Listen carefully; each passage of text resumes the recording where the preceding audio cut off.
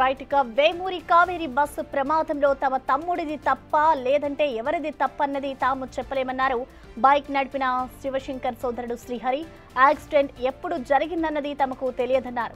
Spot లో తాము లేమని వేరే వాళ్ళు చెబితేనే తమకు సమాచారం తెలిసిందన్నారు. నిన్న రాత్రి డోన్ కు వెళ్లి వస్తున్నారని తమ సోదరుడు శివశంకర్ చెప్పాడన్నారు శ్రీహరి.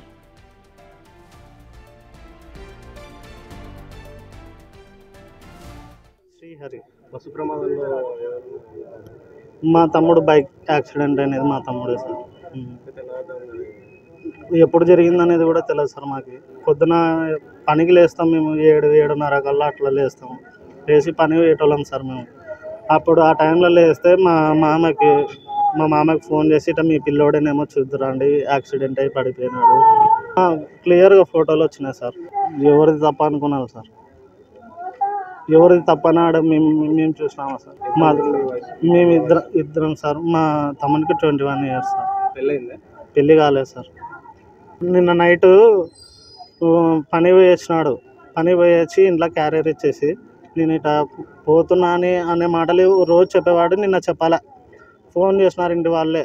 10:30 గట్ట ఫోన్ చేసినారంట. ఎక్కడున్నో 10:30కు ఎప్పుడో సెర్చ్ చేసినారు. దీనిపై మరింత సమాచారాన్ని మా ప్రతినిధి అనిల్ లైవ్ ద్వారా అందిస్తారు. అనిల్, మనం చూస్తున్నాం ఇటు ఏదైతే ఉదయం కర్నూలు రోడ్డుపై ప్రమాదం జరిగిందో బస్సుని తొలగించే క్రమంలో కూడా ఇటు క్రెయిన్ ఆపరేటర్ కి గాయాలైనట్లుగా తెలుస్తుంది. ప్రస్తుతం అసలు అక్కడ సిచ్యువేషన్ ఏ విధంగా ఉంది, ఇటు క్రెయిన్ ఆపరేటర్ పరిస్థితి ఎలా ఉంది? మరొక వైపు చూసుకుంటే ఇటు వేమూరి కావేరి బస్సు ప్రమాదం జరిగిన తర్వాత ఇటు బైక్ నడిపిన వ్యక్తి సోదరుడు కూడా ఇటు స్పందించారు. కాబట్టి ఓవరాల్ గా ఘటనకు సంబంధించి అసలు వాళ్ళు ఏమంటున్నారు, క్రెయిన్ ఆపరేటర్ పరిస్థితి ఎలా ఉంది అనిల్?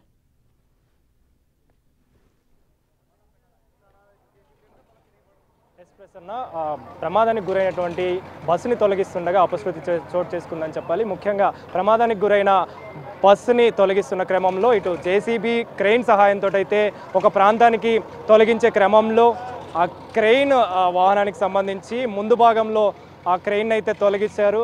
క్రెయిన్ ఆ బస్సుని తొలగిస్తున్న క్రమంలో ఆ వాహనం ఒక్కసారిగా, అంటే ఈ క్రెయిన్ ఏదైతే ఉందో ఆ క్రెయిన్ ఒక్కసారిగా అటువైపుగా వాలిపోయిందని చెప్పాలి. వాలిపోతున్న కారణంలో వాలిపోయిన తర్వాత వెంటనే డ్రైవర్ కూడా అప్రమత్తమయ్యాడు. అప్రమత్తమైన తర్వాత డ్రైవర్ కూడా స్వల్ప గాయాలతోటి బయటపడ్డాడని చెప్పాలి. అయితే ఈ ప్రమాదానికి సంబంధించి ఉదయం నుంచి కూడా, అంటే దాదాపు కొన్ని గంటల పాటు ఉదయం 3:30 సమయంలో ప్రమాదం చోటు చేసుకున్న తర్వాత ఆ వాహనానికి సంబంధించి పూర్తి ఆధారాలు సేకరించి బాడీలన్నింటినీ కూడా సేకరించిన అనంతరం, తొలగించిన అనంతరం దానికి సంబంధించి ఆ వాహనాన్ని తొలగించాలని అధికారులు నిర్ణయం తీసుకున్న తర్వాతనే 2 క్రెయిన్ల సహాయంతో అదేవిధంగా ఒక జేసీబీ సహాయంతో వెహికల్ని అయితే తొలగించడం జరిగింది. తొలగించిన క్రమంలోనే ఒక అపశృతి చోటు చేసుకుంది. ముఖ్యంగా క్రెయిన్కి సంబంధించి ముందు భాగంలో క్రెయిన్ని దీనికి సంబంధించి అయితే ఏర్పాటు చేయడం జరిగింది. ముందు భాగం నుంచి సపోర్ట్ తీసుకొని ఆ తర్వాత వెనక భాగం నుంచి మరొక క్రెయిన్ సహాయంతో వాహనాన్ని అయితే సైడ్కి చేశారు. కానీ సైడ్కి చేస్తున్న క్రమంలో ఈ పక్కకి వాలుగా ఉండడం, డౌన్గా ఉండడంతో గమనించని వాహనం, అంటే క్రెయిన్ వాహనదారుడు ఎవరైతే క్రెయిన్ నడుపుతున్నారో ఆ వ్యక్తి గమనించకపోవడంతో ఆ క్రెయిన్ అనేది ఒక్కసారిగా వాలిపోయింది, బోల్తా పడింది. బోల్తా పడిన క్రమంలో ఒక్కసారిగా అప్రమత్తమైన క్రెయిన్కి సంబంధించిన డ్రైవర్ స్వల్ప గాయాలతో అయితే బయటపడ్డాడని చెప్పాలి. ప్రస్తుతం దానికి సంబంధించే క్రెయిన్ బోల్తా పడిన తర్వాత దాన్ని తొలగించేందుకు మరొక క్రెయిన్ సహాయంతో, జేసీబీ సహాయంతో అయితే ఆ క్రెయిన్ని పైకి లేపుతున్న విజువల్స్ అయితే మీరు గమనించవచ్చు. బస్సుకు సంబంధించి పూర్తిగా ఒక సైడ్కి అయితే తీసుకురావడం జరిగింది. ఒక సైడ్కి తీసుకొచ్చి పక్కనైతే పెట్టారు. ఆ పక్కన పెడుతున్న క్రమంలోనే ఈ క్రెయిన్ అనేది బోల్తా పడింది. బోల్తా పడుతున్న క్రమంలో డ్రైవర్ అప్రమత్తం అవడంతో ప్రాణ నష్టం అనేది జరగకపోవడం, ప్రాణాపాయం అనేది జరగలేదని చెప్పాలి. కానీ తనకి మాత్రం కాలు ఫ్రాక్చర్ అయినట్టుగా, కాలుకి దెబ్బ తగిలినట్టుగా కూడా తెలుస్తుంది. ప్రెజెంట్ అయితే తన్ని స్థానిక ఆసుపత్రికి అయితే తరలించారు. తనకి మెరుగైన చికిత్స అందించే విధంగా ఆ హాస్పిటల్లో వైద్యం అందించే విధంగా అయితే చర్యలు తీసుకుంటున్నారు. అయితే దీనికి సంబంధించే కొద్దిసేపటి క్రితమే బస్సుని పక్కకి సైడ్ చేశారు. కానీ ఆ విజువల్స్లో మీరు గమనిస్తే క్రెయిన్ ఎప్పుడైతే పడిపోయిందో ఆ క్రెయిన్ పడిపోయిన దగ్గర నుంచి కూడా ఆ క్రెయిన్ని తొలగించేందుకైతే చర్యలు అయితే కొనసాగుతున్నాయి. దాదాపు అర్ధగంట నుంచి కూడా సహాయక చర్యలు అయితే కొనసాగుతున్నాయని చెప్పాలి. ముందు భాగంలో ఆ బస్కి అటాచ్ చేయడం, ఆ చైన్ని అటాచ్ చేసిన క్రమంలో ఆ చైన్ అనేది ఒకసారిగా వెయిట్ అనేది, హెవీ లోడ్ అనేది పడడం, డౌన్గా ఉండడంతో వెహికల్ అనే ట్రైన్ అవతల పడిపోయింది. పడిపోయిన క్రమంలోనే ఆ క్రెయిన్ని తొలగించడానికి ప్రజెంట్ ఒక జేసీబీ క్రెయిన్ కూడా ప్రెజెంట్ అయితే సహాయక చర్యలు చేపడుతున్నాయని చెప్పాలి. ఇందుకు సంబంధించే సహాయక చర్యలు కొనసాగుతున్న పరిస్థితి మనకు కనిపిస్తుంది. బస్సు విషయానికి వస్తే బస్సు అయితే పూర్తిగా దగ్ధమైన క్రమంలోనే ట్రాఫిక్కి అంతరాయం కలగకుండా బస్సును కూడా సైడ్కి అయితే చేశారు. ఉదయం నుంచి కూడా ట్రాఫిక్ క్లియర్ చేసుకుంటూ ట్రాఫిక్కి అంతరాయం కలగకుండా ఒక రోడ్ సైడ్ నుంచి అయితే వెహికల్స్ని పంపిస్తున్న క్రమంలో ఇప్పుడు ఆ బస్సును అయితే తొలగించారు. ఈ రోడ్డు నుంచి వాహనాల్ని పంపించే విధంగా సహాయక చర్యలు చేసే విధంగా చర్యలు చేపట్టడానికి బస్సును అయితే తొలగిస్తున్న క్రమంలోనే ఈ విధంగా అపశృతి చోటు చేసుకోవడం, అదేవిధంగా వెహికల్ బోల్తా పడడం అనేది ప్రజెంట్ ప్రమాదం చోటు చేసుకున్న పరిస్థితి అయితే మనకు కనిపిస్తుంది. కానీ అందులో ఉన్న డ్రైవర్ మాత్రం ప్రస్తుతం సురక్షితంగా ఉన్నాడు. దానికి సంబంధించి అతనికి వైద్యం కూడా అందిస్తున్నట్టుగా కూడా తెలుస్తుంది. ప్రస్తుతం అయితే దీనికి సంబంధించి సహాయక చర్యలు అయితే కొనసాగుతున్నాయి. ప్రసన్న, ముఖ్యంగా ఈ ఘటనకు సంబంధించి కావచ్చు, ఉదయం 3:30 ఘటన చోటు చేసుకోగా ఆ బస్సుకు సంబంధించి ఆధారాలు సేకరించడం కావచ్చు, అదేవిధంగా ఆ బాడీలన్నింటినీ 19 బాడీల్ని తొలగించడం జరిగింది, వెలికి తీయడం జరిగింది. వెలికి తీసిన తర్వాత క్లూస్ టీం కూడా ఫోరెన్సిక్ టీంకి సంబంధించి కూడా క్లూస్ అన్ని సేకరించారు. క్లూస్ అన్ని సేకరించిన తర్వాత ఆ బస్సును తొలగించాలని అధికారులు నిర్ణయం తీసుకున్న నేపథ్యంలోనే ఆ బస్సును తొలగిస్తున్న క్రమంలో ఆ బస్సుని పక్కకు తొలగిస్తున్న క్రమంలోనే ముందు భాగంలో ఏర్పాటు చేసిన క్రెయిన్ ఏదైతే ఉందో ఆ క్రెయిన్ ఒకసారిగా బోల్తా పడిన క్రమంలోనే హఠాత్తుగా ఈ పరిణామం చోటు చేసుకోవడం, ఒకసారిగా అప్రమత్తమైన డ్రైవర్ వెంటనే సైడ్కి వెళ్ళిపోయాడు. బయటికి వచ్చిన సిచ్యువేషన్ అయితే మనం చూడొచ్చు. అయితే దానికి సంబంధించి అతనికి ఎలాంటి ప్రమాదం అయితే చోటు చేసుకోలేదు, కానీ స్వల్ప గాయం అయితే అయినట్టుగా కూడా తెలుస్తుంది. విజువల్స్లో చూడొచ్చు. మొత్తానికైతే క్రెయిన్ అయితే బయటికి తీశారు, క్రెయిన్ అయితే పైకి లేపారని చెప్పాలి. ఇందులో భాగంగానే ప్రజెంట్ అధికారులు సత్వర చర్యలు అయితే తీసుకొని ఆ క్రెయిన్ అయితే లేపారని చెప్పాలి. అంటే అనిల్, సో మొత్తానికి చూసుకుంటే ఏదైతే బస్సు ప్రమాదం జరిగిన తర్వాత రష్ ఏదైతే ఉంటుందో అదంతా కూడా ఇప్పటికి క్లియర్ అయిపోయినట్లు అనుకోవచ్చా?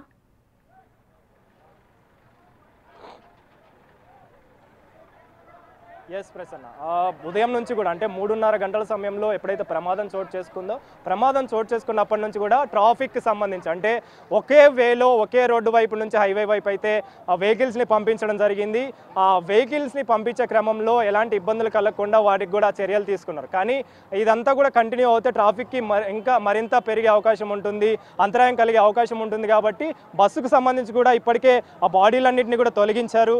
చనిపోయినటువంటి బాడీలని కూడా మార్చరీకి పంపించిన అనంతరం క్లూస్ టీం కూడా వాటికి సంబంధించిన ఆధారాలు సేకరించిన తర్వాతనే బస్సుని తొలగించాలని అధికారులు నిర్ణయం తీసుకున్న నేపథ్యంలోనే ఈ 2 క్రెయిన్ల సహాయంతో ఒక జేసీబీ సహాయంతో ఆ బస్సుని ఆ ప్రమాద స్థలం నుంచి ఒక రోడ్డు పక్కకి అయితే తీసుకురావడం జరిగింది. తీసుకొచ్చిన అనంతరం ఈ ప్రమాదం అయితే చోటు చేసుకుంది.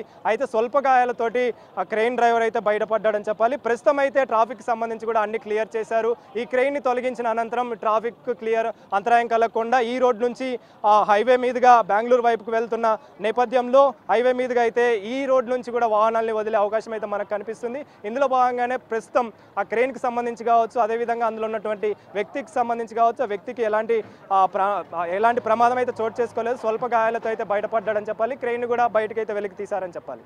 అయితే అనిల్, ఇప్పటికే ఈ ఘటనకి సంబంధించి కూడా ఏపీ ప్రభుత్వం సీరియస్ అయింది. అసలు ఓవరాల్గా ఈ ఘటనకి సంబంధించి చూసుకుంటే అసలు ఎంత మందిపై ఇప్పటివరకు పోలీసులు కేసులు ఫైల్ చేశారు, డీటెయిల్స్ ఏంటి?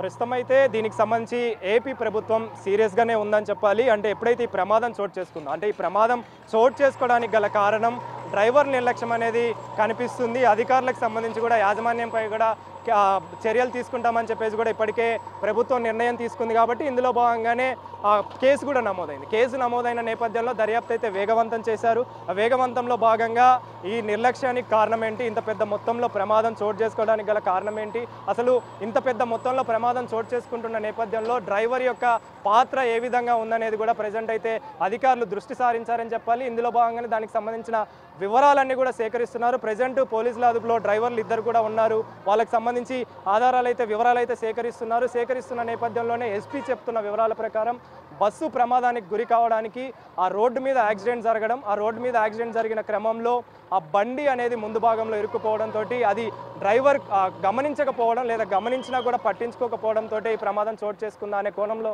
ప్రజెంట్ అయితే దర్యాప్తు చేస్తున్నారని చెప్పాలి. దీనికి సంబంధించే అధికారులు కూడా దర్యాప్తు వేగవంతం చేశారని చెప్పాలి. ప్రజెంట్ అయితే బస్సును కూడా తొలగించారు. ఆ తర్వాత దానికి సంబంధించి తదుపరి కార్యాచరణ ఏ విధంగా ఉండబోతుంది అనేది కూడా తెలియాల్సి ఉంది. ప్రభుత్వం ఇప్పటికే ఏపీకి సంబంధించి కావచ్చు, తెలంగాణకు సంబంధించి కావచ్చు పూర్తిగా చర్యలు తీసుకుంటామని చెప్పేసి కూడా ఇప్పటికే తెలపడం జరిగింది. ట్రావెల్ బస్ విషయానికి వస్తే వేమూరి కావేరీ ట్రావెల్కి సంబంధించి యాజమాన్యులపైన కూడా ఖచ్చితంగా చర్యలు ఉంటాయని చెప్పేసి తెలంగాణ మంత్రి జూపల్లి కృష్ణారావు కూడా ఘటన స్థలానికి చేరుకొని చెప్పడం జరిగింది మీడియా ముఖంగా. ఇందులో భాగంగానే ఖచ్చితంగా ఎవరైతే ఈ ప్రైవేట్ ట్రావెల్స్ నడుపుతున్నారో డ్రైవర్లకు సంబంధించి కావచ్చు, డ్రైవర్లు ఎవరైనా నిర్లక్ష్యంగా వ్యవహరిస్తే వాళ్ళపైన కూడా ఖచ్చితంగా కఠిన చర్యలు తీసుకుంటామని చెప్పేసి చెప్పడం జరిగింది. కేసు నేపథ్యంలో ఖచ్చితంగా వాళ్ళపైన కఠిన శిక్షలు ఉండే అవకాశం కూడా మనకు కనిపిస్తుంది ప్రసన్న. అయితే అనిల్, ఇప్పటికే చూసుకుంటే ఈ బస్సు ప్రమాద ఘటనకి సంబంధించి ఇప్పటివరకు కూడా కావేరీకి సంబంధించిన హెడ్స్ ఎవరు కూడా స్పందించలేదు, యాజమాన్యం కూడా స్పందించలేదు. మరొక వైపు చూసుకుంటే ఆ మృతుల కుటుంబాలు అసలు ఈ ఘటనకు సంబంధించి ఏం చెప్తున్నారు? వారు ఏమైనా అటు కావేరీ బస్సుకు సంబంధించిన యాజమాన్యాలు ఎవరైతే ఉన్నారో వాళ్ళ నుంచి ఏమైనా డిమాండ్ చేస్తూ ఉన్నారా?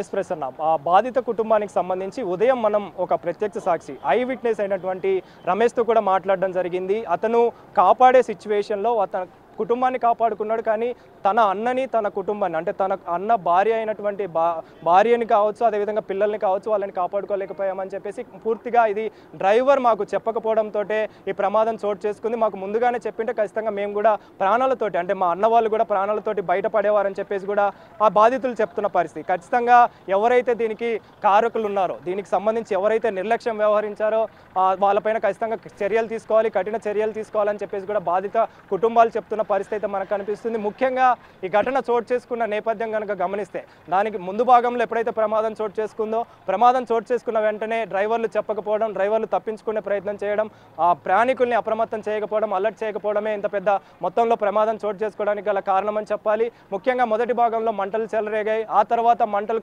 కొద్దిగా బస్సు మొత్తం కూడా వ్యాపించాయి. వెనక భాగం వరకు కూడా మంటలు వ్యాపిస్తున్న క్రమంలోనే అప్రమత్తమైనటువంటి ప్రయాణికులు వెంటనే తప్పించుకోవడానికి ప్రయత్నించారు. కానీ ఎక్కడ కూడా తప్పించుకోవడానికి అవకాశం లేకుండా పోయిందని చెప్పాలి. అంటే 19 మంది కూడా వెనక భాగంలో నుంచి తప్పించుకోవడానికి ప్రయత్నం చేశారు. కానీ ఒక్కసారిగా మంటలు చెలరేగడం, ఆ తర్వాత దట్టమైన ఆ పొగ అలుముకోవడంతో అక్కడే చాలా వరకు కూడా అపస్మారక స్థితికి ప్రయాణికులు వెళ్ళిపోయారని చెప్పాలి. వెళ్ళిపోయిన క్రమంలోనే ఆ సహజీవ దహనం అయిన పరిస్థితి అయితే మనకు కనిపిస్తుంది. వెనక భాగంలో నుంచి వెళ్ళడానికి ప్రయత్నించిన కొంతమంది కూడా చాలా వరకు కూడా ప్రయత్నించారు, కానీ బయటికి రాలేని పరిస్థితి. ఇందులో భాగంగానే 19 మంది కూడా చనిపోయారు. ఆ తర్వాత వాళ్ళకి సంబంధించి మార్చికి కూడా తరలించారు. అయితే దీనికి సంబంధించే ఇంత పెద్ద మొత్తంలో ప్రమాదం చోటు చేసుకుందంటే ఖచ్చితంగా దీని వెనకాల ఎవరున్నారు, ఇంత నిర్లక్ష్యంగా వ్యవహరించడానికి గల కారణం ఏంటనే కోణంలో ప్రజెంట్ అయితే అధికారులు దర్యాప్తు ముమ్మరం చేశారు, వేగవంతం చేశారని చెప్పాలి. ఈ వేగవంతంలో భాగంగానే ఎవరైతే ఇందులో నిర్లక్ష్యం వ్యవహరించిన వారి పట్ల ఖచ్చితంగా కఠిన చర్యలు తీసుకుంటామని చెప్పేసి అయితే అధికారులు చెప్తున్నారు. అదేవిధంగా బాధిత కుటుంబాలకు సంబంధించి కూడా ఎవరైతే ఇందుకు నిర్లక్ష్యం వ్యవహరించారు, అంటే మాకు చెప్తే మేము ఖచ్చితంగా బయటికి ప్రాణాలతోటి బయటికి వచ్చేవాళ్ళు మా అన్న వాళ్ళు కావచ్చు, మా కుటుంబ సభ్యులు కావచ్చు, మిత్రులు కావచ్చు, వాళ్ళంతా కూడా బయటికి వచ్చేవాళ్ళు, మిగిలిన వారు కావచ్చు. కానీ డ్రైవర్ చెప్పకపోవడంతో ఇంతటి ప్రమాదం చోటు చేసుకుందనేది మాత్రమైతే ప్రయాణికులు చెప్తున్న, ప్రత్యక్ష సాక్షులు చెప్తున్న పరిస్థితి మనకు కనిపిస్తుంది. దీనికి సంబంధించి అధికారులు కూడా దర్యాప్తు వేగవంతం చేశారు. దర్యాప్తులో భాగంగా ఎవరైతే ఇందుకు నిర్లక్ష్యం వ్యవహరించారో వాళ్ళ పట్ల ఖచ్చితంగా కఠిన చర్యలు తీసుకుంటామని కూడా అధికారులు చెప్తారని చెప్పాలి. Right, thank you Anil. So మొత్తానికి ఇటు కర్నూలు ప్రమాదంలో బస్సును తొలగిస్తూ ఉండగా కూడా ఇటు క్రేన్ అయితే బోల్తా పడింది. ఇటు క్రేన్ కి సంబంధించిన ఒక వ్యక్తికి అయితే గాయాలైనట్లుగా తెలుస్తుంది. మరొక వైపు చూసుకుంటే ఈ ఘటనకు సంబంధించి ఇప్పటికే ప్రభుత్వం కూడా సీరియస్ అయింది. దీనికి బాధ్యులు ఎవరైతే ఉన్నారో వారిపై అయితే ఇప్పటికే పోలీసులు కేసు నమోదు చేశారు. మరికొంతమందికి కూడా కావేరీ ట్రావెల్స్ యాజమాన్యానికి కూడా నోటీసులు ఇచ్చి అదుపులోకి తీసుకుంటామంటూ కూడా పోలీసులు